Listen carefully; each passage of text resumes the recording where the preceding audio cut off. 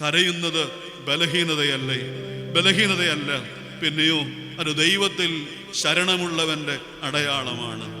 Royal court വിധിയിലൂടെ എല്ലാം നഷ്ടപ്പെട്ട മാർത്തോമാ സഭ, നവീകരണ സഭയുടെ ഏക ആശ്രയമായിരുന്ന തോമസ് അത്താനാസിയോസ് തിരുമേനി രോഗബാധിതനായി അതിവേഗം കാലം ചെയ്തു. അടക്ക ശുശ്രൂഷയ്ക്ക് മാരാമൺ പള്ളിയിൽ നേതൃത്വം വഹിക്കാൻ ഒരു തിരുമേനിയില്ല.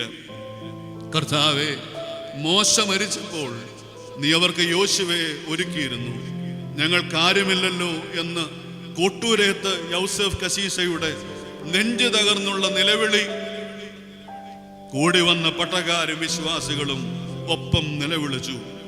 മാരാമൺ പള്ളിയുടെ മതിൽക്കെട്ടിനകം കണ്ണുനീർ തളം കെട്ടി നിന്നു എന്നാണ് TC ചാക്കോ സാർ സഭാചരിത്രത്തിൽ രേഖപ്പെടുത്തിയിരിക്കുന്നത്.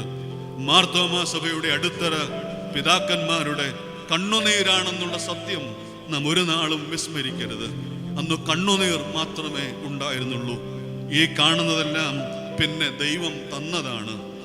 ദൈവസന്നിധിയിൽ ഒഴുക്കുന്ന കണ്ണുനീർ ശുശ്രൂഷയുടെ കരുത്താണ് എന്നുള്ള ബോധ്യം നമ്മിലെന്നും നിറയപ്പെടട്ടെ.